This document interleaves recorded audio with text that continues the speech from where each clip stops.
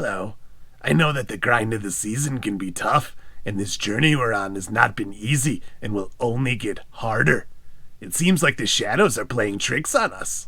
I mean, who would have guessed that the Cowboys would look so bad against Las Vegas, or that the Broncos and Dolphins would look like the better teams, or that the Bungles would transform back into the Bengals? It's all been very perplexing, and I think these curveballs are clearly to discourage us as we get closer to our final battle.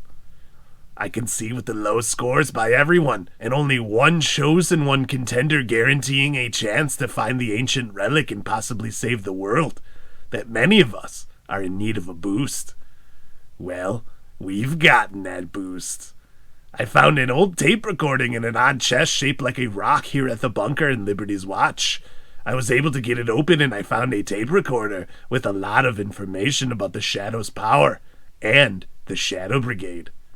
The Shadow Brigade member known as Franklin George Wilkins III seems to be one of the unlucky ones, according to what I have heard.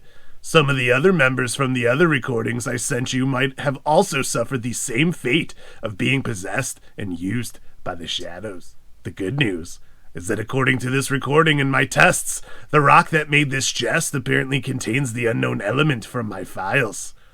The one found at Misty Forest.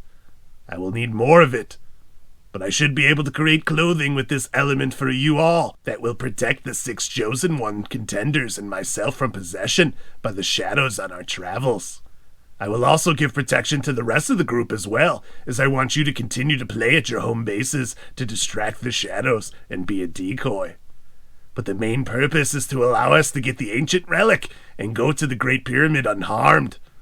I have just enough of the element from this chest for myself. The rest must be gathered, and I will explain how later. Good luck to everyone in round 13 as we prepare for the greatest tournament. And stay close to your screens for more vital information from myself a little later. Remember, stay inside your home bases.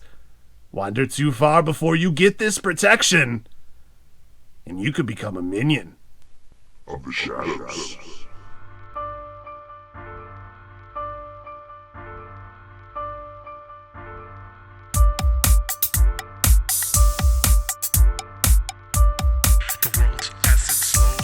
Spread from the pyramids to the oceans to the coasts. But behold the test, a smoking gun, a quest passed down for generations. A prophesized hero, the champion.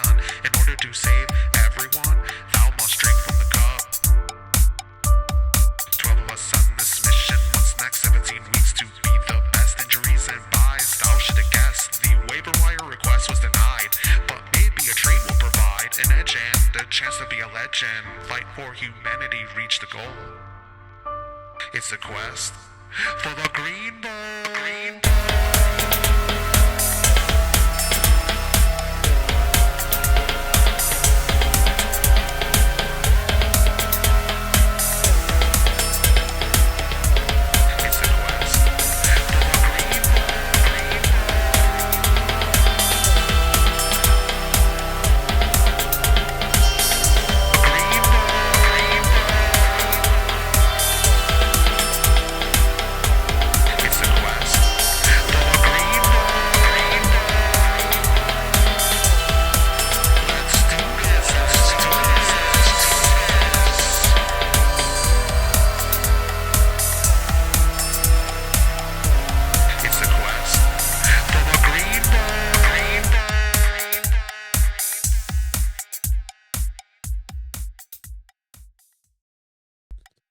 Welcome to the quest for the Green Ball, the Shadows of Chaos. I'm your host, Anthony Ozo, bringing you this fantasy football show with a twist.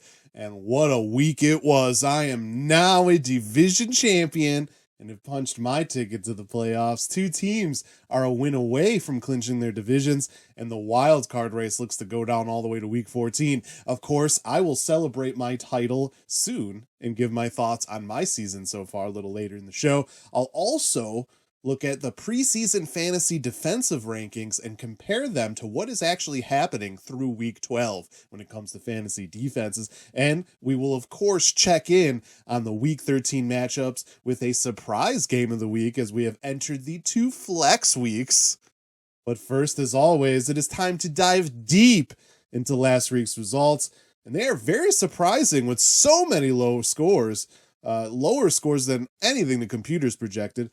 In a Central Territory battle, My Heart Will Go On travel to Ghost Mountain and embarrass Meow Master 94.58 to 22.06. Meow Master now holds the worst weekly score in league history after taking 4 zeros and having none of the remaining 5 players score over 7 points. My Heart Will Go On was able to still have a decent game, even though it wasn't really needed here. Aaron Rodgers had 307 passing yards and 3 total touchdowns, and Javonte Williams had 111 yards in a score. Devontae Adams added over 100 yards, and Justin Tucker had 12 points, including a 50-plus yard field goal. My Heart Will Go On remains alive in the playoff race and moves to 5-7. Meow Master falls to 2-10. Crazy to think that Meow Master was tied for first in the preseason rankings. In a low-scoring Eastern Territory game, Risky Business moved to 6-1 on the road this season with a 76.44 to 71.82 win over the multiple scoregasms at the Gateway Islands.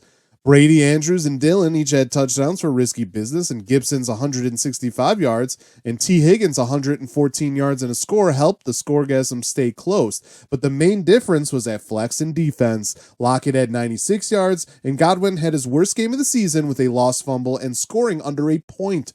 The Eagles outscored the Colts 8-1 on defense as well. Risky Business moves to 7-5 and remains in the Eastern Territory race.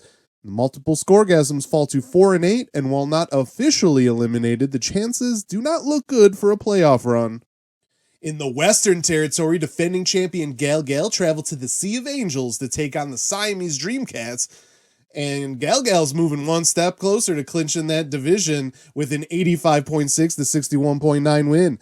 Dak Prescott was clearly the difference here. He had 375 yards and 2 touchdowns to outscore Lamar Jackson by 18 points. Jonathan Taylor also scored again, and the Packers defense added a pick 6. The Ravens defense did well for the Dreamcats, but a concerning Delvin Cook injury and a lack of touchdowns really hurt here. Metcalf also severely underperformed on Monday night. Gal moves to 8-4 and reduced his magic number to 1 in the Western Territory. The Dreamcats fall to 5-7 and most likely need to win out for a shot at the playoffs now. In the other big Western Territory match, Uncle Justy traveled to the Misty Forest to take on the Stellar Bitches, and despite Uncle Justy's road record and the Bitches' home record, it was Uncle Justy coming out on top in an 89.5 to 70.98 victory. Josh Allen and Stephon Diggs helped save the day for Uncle Justy and keep his division title dreams alive. 260 passing yards and 4 touchdowns, despite 2 picks, helped Allen to a 30-plus point performance. Diggs caught one of those touchdowns, and waiver pickup Ced Wilson had over 100 yards. On the other side, injuries and a depleted bench continued to push the Bitches in the wrong direction in the standings. Stafford had 302 yards and 3 touchdowns, and the Bills' defense bounced back with a 15-point performance. Elliott scored as well, but 6 players scored under 7 points, including 4 under 2 points. It didn't help that Carlson's 19 points were left on the bench.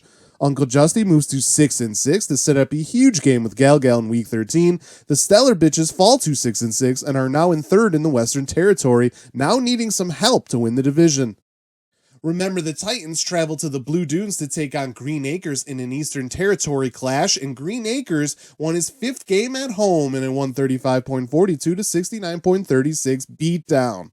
Mixon had a monster game with 165 yards and 2 scores on the ground, and Thielen and Knox both caught 2 touchdowns. Henderson and Ekelor both scored as well, and Herbert had 303 passing yards and 2 touchdowns.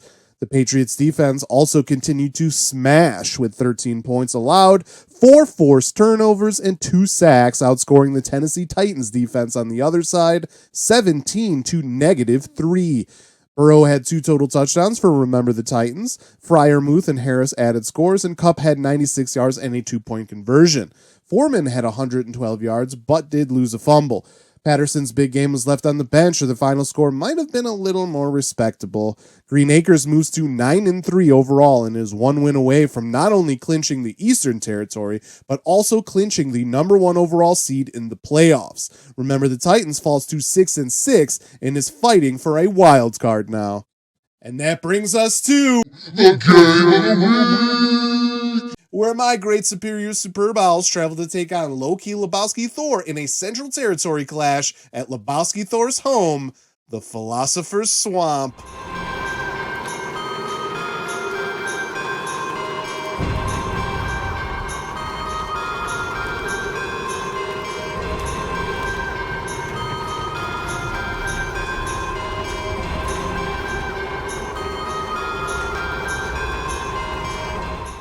Patrick Mahomes and Tyreek Hill on a bye? No problem. My great superior Super Bowls came in as the favorite, and they left as the Central Division champions with a 103.48 to 78.72 win. Deebo Samuel was huge, rushing for 2 touchdowns before he went down with an injury that, luckily for the Super Bowls, should only keep him out for the rest of the regular season. Josh Jacobs also scored and had over 100 yards, and Mooney and Gallup both had over 100 yards receiving. One of the keys to the game, Dalton Schultz, did score a touchdown for Lebowski Thor, and Cousins added 2 touchdowns. Moore and Ayuk also did decent with nearly 200 combined yards. But the difference here was that kicker and defense. Nick Folk and the Browns defense outscored Boswell and the Panthers defense 32-6. It also didn't help Lebowski Thor that number 1 overall pick Christian McCaffrey injured himself again, this time for the entire season, cementing him as a 2-time bust as the top pick in fantasy. Leonard Fournette's 4-touchdown day was left on the bench, along with an Odell Beckham score and double-digit points by the Bucs defense. It was a crazy game in that my key, Cam Newton, had a terrible game, and he actually still mattered to the results because his poor play actually hurt players on the Lebowski Thor side. So not the kind of key game I expected, but I guess he got the job done there. Of course, this game was huge for many reasons. I didn't like that Samuel got injured. That makes me winning the division this past week even more important. Lebowski Thor would have actually leapt into first and would have controlled his own destiny had he won. My Super Bowls were also only the second team to score over 100 points this week, and a surprisingly low-scoring week across the board in the league. I mean, remember way back when I edged the Dreamcast in my first game of the week, I said I felt confident to win the remainder of my out-of-division games to set up this best-case scenario? Well, it happened, and now I have to fight for a first-round bye, needing a little help from Uncle Justy or the Stellar Bitches. I don't have an easy road in Week 13 with My Heart Will Go On, but if my players do what they're supposed to, I think I have a good chance to keep my winning streak going, which is now at 5 games, by the way. I was worried about Samuel, but it sounds like he should be back for the fantasy playoffs. That is huge. Kind of makes the first-round bye battle even more important in my eyes. I do want to say that going 3-0 in Game of the Weeks is not something I expected going into the year. That is tough to do. I also am 3-0 in rivalry games now, as me and Lebowski Thor decided as legacy members who helped start the league and went to college together, we had to have one as well. I now have the golden pen, one from Remember the Titans, the golden cat necklace. Yes, that's a Ciri reference from The Witcher, as that's the symbol for Ciri. I won that from the Siamese Dreamcats, and the Cache of Mentats now from Lebowski Thor. And yes, that's a Fallout reference. All that's left is for me to win that Green Bowl. I got to keep it going. But moving on, my defensive performance with the Browns this week and the surge of the Patriots the past several weeks did get me thinking about how good the preseason defensive rankings were and compared to how defenses are actually doing right now. I felt like it was a good time to check back into a sometimes overlooked fantasy position.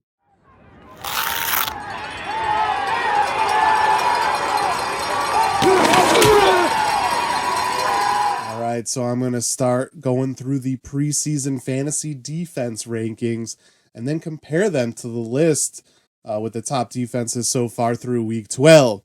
So when we look back at these preseason rankings, and this is over multiple platforms, tier 1 in the draft. So these are the top 5 defenses experts were telling you to pick up. We got number 1, the Baltimore Ravens. Number 2, the Tampa Bay Buccaneers. Number 3, the Pittsburgh Steelers. Number 4, the New England Patriots. And number 5, the Los Angeles Rams. The next 6 teams were in tier 2. Also draftable defenses, but ones you take later in the draft. Those were number 6, the Miami Dolphins. Number 7, the Washington Football Team. Number 8, the Buffalo Bills.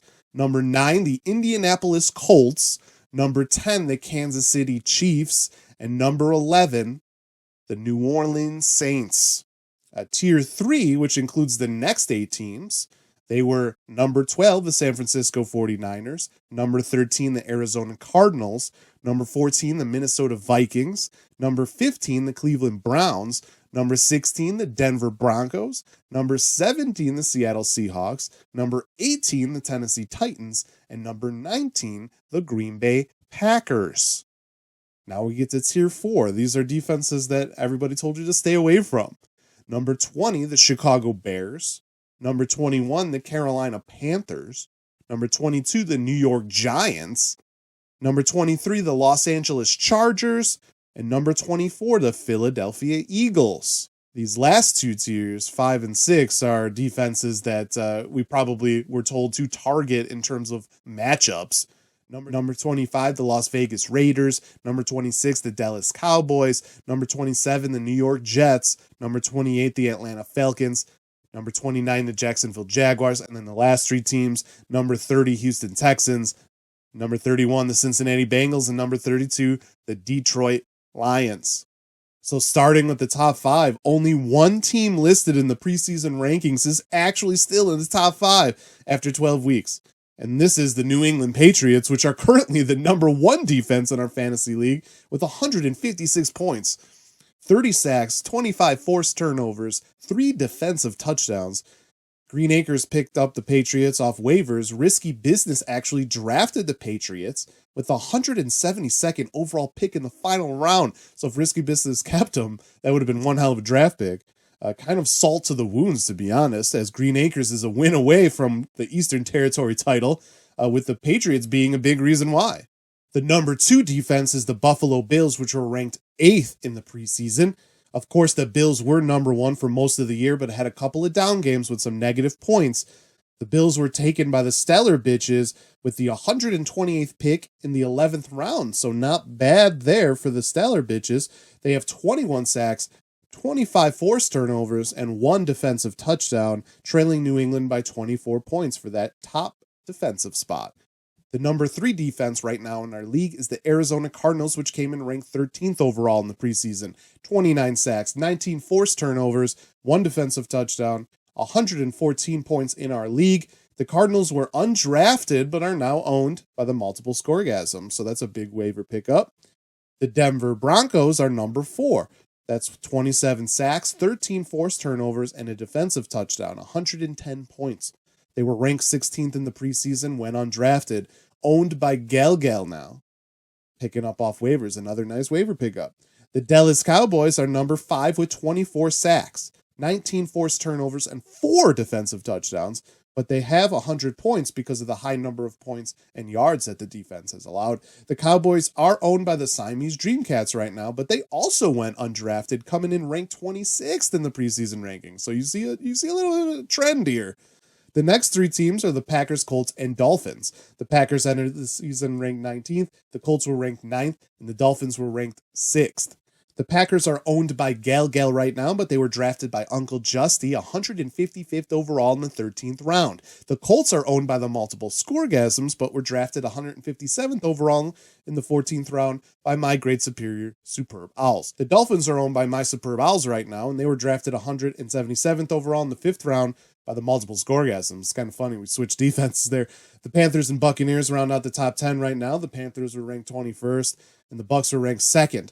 The Panthers were undrafted but are owned by Loki Lebowski Thor. The Bucs were drafted by Lebowski Thor, 96th overall in the 8th round. The Ravens, Steelers, and Rams came in ranked in the top 5. The Rams are currently just 18th. The Steelers are 21st, and the Ravens are 22nd, so they weren't even close to the preseason rankings, at least at this point. The Ravens were drafted by the Siamese Dreamcats with the 98th pick in the 9th round. The Steelers were drafted by Green Acres with the 90th pick in the 8th round. And the Rams were drafted by Galgal with the 87th pick in the 8th round. Uncle Justy now owns the Rams right now, and the Steelers are a free agent. The rest of Tier 2 not mentioned were Washington, Kansas City, and New Orleans. New Orleans is currently number 12, closest to the spot that they were ranked earlier. Kansas City is number 23, and Washington is number 26. Washington was drafted by My Heart Will Go On with the 94th pick in the 8th round. That team's a free agent right now. Kansas City was drafted by the Multiple Scoregasms with the 105th pick in the 9th round, also a free agent right now. New Orleans surprisingly went undrafted, but are now owned by my great superior Superb Owls. The Bengals came in ranked 31st, but they're 13th right now, so they've had a huge leap. They were undrafted and are actually still a free agent. So to be honest, as you can see, it is incredibly difficult to rank defenses. In fact, only 5 of the 11 teams from the first 2 tiers in the preseason draft rankings are in the top 11 right now. The Bengals are up 18 spots from the original projection. The Cowboys are up 21 spots. Green Bay is up 13 spots. So those are some gems at the bottom that have catapulted themselves. The Rams dropped 13 spots. The Steelers dropped 18 spots. And Washington dropped 19 spots. So those were draft busts. I believe that this proves that drafting defenses before the 11th round seems like a big risk with a limited reward, and being active on the waiver wire for defenses mid-season seems like a good way to find a consistent one based on what we've seen in our league. For the teams that had bust defensive picks in the 7th, 8th, and 9th rounds, think of all the positional players they could have drafted. I also see a trend of people dropping defenses maybe a little too soon. Sometimes it's best to take the bet early and trust your gut. The Patriots are a prime example of that. I'm sure Risky Business wished that defense was helping him and not Green Acres. A lot of these defenses are close in points with each other, however, so there will be a lot of jumbling before the end of the fantasy season, with 5 weeks to go, including the playoffs. Some of the preseason rankings could still look better than they do right now, but for some, they will need a pretty great finish to salvage what has essentially been lost seasons so far. And that great finish needs to start now, week 13. So let's look ahead and see if any of these defenses are expected to make a turnaround in our starting lineups.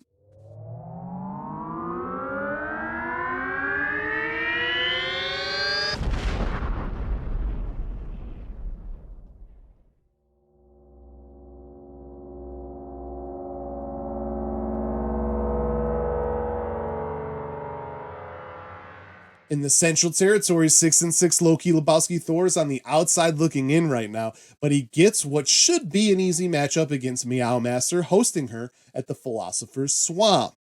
Lebowski Thor obviously comes in with an 88.4% chance to win and has both Fournette and Beckham Jr. in the lineup this week after having them on the bench a week ago, putting up some big points. Both have good matchups and might have back-to-back big weeks. Meow Master might get DeAndre Hopkins back, and that might mean something with whether Lebowski Thor goes with Kirk Cousins or Kyler Murray at quarterback.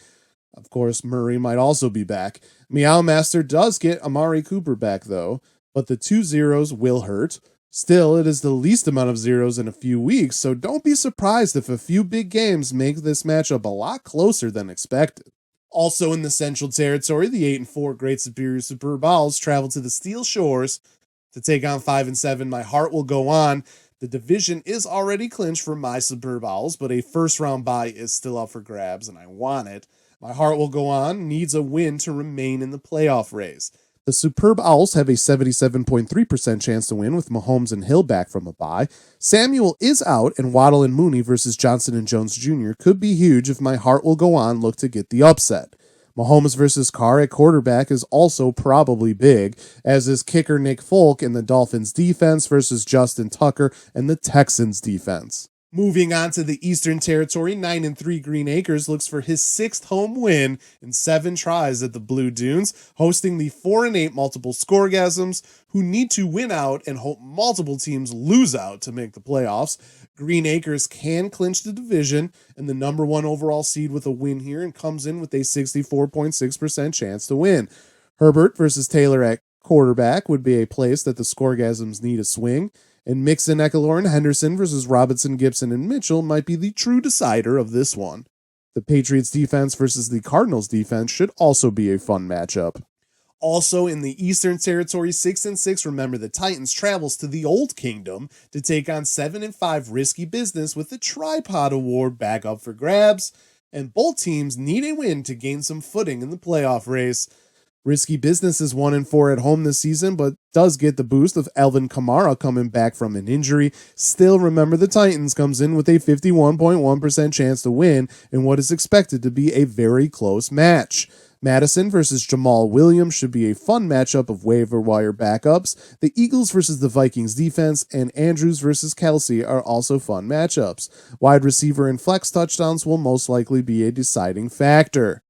On to the Western Territory with 8-4 Galgal traveling to Skyward Peaks and looking to clinch the division against 6-6 Uncle Justy.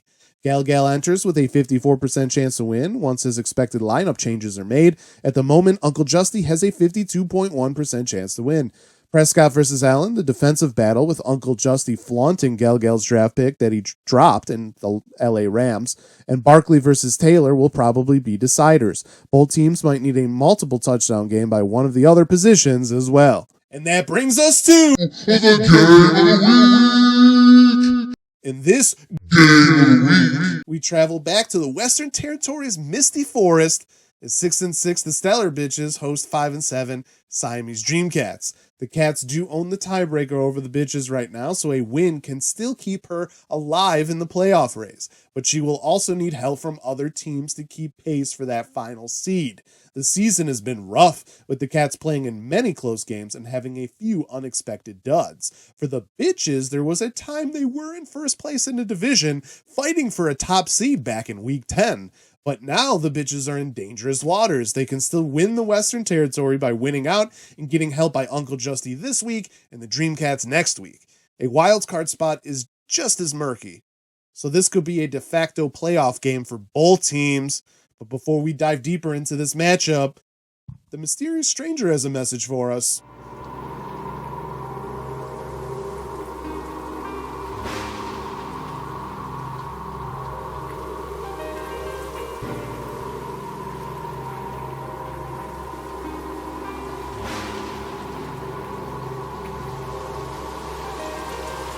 I'm back as promised, and it seems that two of you will be in Misty Forest for an important matchup, with both needing a win to stay alive in the race to be a chosen one contender. Before we get into your potential season-saving battle, I must ask that you visit the Waterfall Cave and mine for the new element. I have sent over some tools. The winning player can send it over via the transporting machine I also sent over. This machine only works for inanimate objects, so do not try to use it yourself unless you want to be turned into atoms. This will be a great help to our cause, and I can make enough protective clothing from it for all of us. This ended up being a dream scenario, as I was afraid if I had to go, the shadows might infiltrate my time scoop if detected outside the center of the power nodes. Speaking of dreams, I had a strange one when I arrived at this bunker. A dream where I was seeing this bunker through someone else's eyes from the past. That dream is actually what led me here. I saw the chest being placed in this room with a note and was amazed when I found the chest still preserved all the way to today. It is clear that the shadows could not make it inside this chest. I sealed everything back up after I found it just in case, but I haven't found the note. All I can say is that in my vision, I saw the name, Dr. Timothy Musgrave. Second time that name has popped up. I wonder if time is unstable here, and I am inadvertently perceiving past events while in here. Either way, it's dangerous, and now that I have this added knowledge, I must get back inside the power node. It seems that this bunker is slightly outside. The Dreamcats come in with a 73% chance to win, even with Cook out with an injury, but the Stellar Bitches do have some moves to make here with a few players on a bye. Those moves should bring the percentage down a bit. Obviously, the injuries for the Bitches have hurt all season, though, and there will be several matchups to watch here because of it. Lamar Jackson versus Matthew Stafford at quarterback should be big, as Stafford has been one of the few fantasy bright spots for the Bitches. Jackson has also underperformed a little bit lately, but always has the ability to drop a huge number with his rushing ability. Both QBs are interception prone right now, so limited picks could also be a turning point. The Bills' defense is another bright spot for the Bitches this season, and they have a huge game for NFL reasons, which sometimes leads to low-scoring games. Something the bitches would love here, of course. On the other side, the Ravens get the Steelers in a divisional game, and that also might be low scoring, with the Steelers struggling on offense lately. Jamar Chase versus Mike Evans, and whomever scores in that matchup should be a big game changer too. But I will look at two players that might be key for a positive result. For the bitches, I'm looking at running back Miles Sanders. Sanders has been injured this season and came back last week only to be outtouched by Boston Scott. That could have been the Eagles easing Sanders back into game action though. And the matchup against the Jets is just too good to pass up. Sanders has not scored a touchdown all season. He's missed 3 weeks and has only gotten 11 or fewer touches in 5 other games. That has meant that Sanders has been a bit of a bust from a running back 2 standpoint. The bitches need that to change here in a big way. Sanders averaged 7.1 yards per carry last week, and the worst run defense of the league is coming up next. We're talking about the New York Jets. They've allowed 1,237 yards on the ground and 17 touchdowns to running backs. They've also allowed 698 yards and 4 touchdowns to running backs through the air. If Sanders doesn't succeed here, then I would say he won't ever succeed this season. This is his spot to bounce back, and the bitches desperately need him. As for the Dreamcats, I turn to wide receiver DK Metcalf, another player who has suddenly struggled lately. Metcalf doesn't have as good of a matchup as Sanders does. The 49ers have allowed 1,716 yards and 9 touchdowns to wide receivers, and they are ranked 8th against that position in fantasy. But Metcalf is a game changer who can score multiple touchdowns at any time and can also score on some big plays. Metcalf has 8 touchdowns this season and has 7 games with 50 or more yards. But since the Week 9 bye and Russell Wilson's return, Metcalf has 70 yards, no touchdowns, and just 8 targets these past 3 weeks. Obviously, the Seahawks have struggled without his production, and Wilson has struggled because of that as well. I would be surprised if they don't realize they need to get a big game going with Metcalf to have a chance to finish the season strong, and that would benefit the Dreamcats. During this rough stretch for Metcalf, the Cats have scored under 80 points for 3 straight weeks. It isn't tough to say that if Metcalf does well, it would be a huge boost in the biggest week of the season. That's the show for the week. I hope you enjoyed it. Next week, the mysterious stranger keeps us moving forward to our trip overseas in the playoffs, and the playoff and final seeding race most likely comes down to that final week. Before we go, let's check out the power rankings headed into week 13.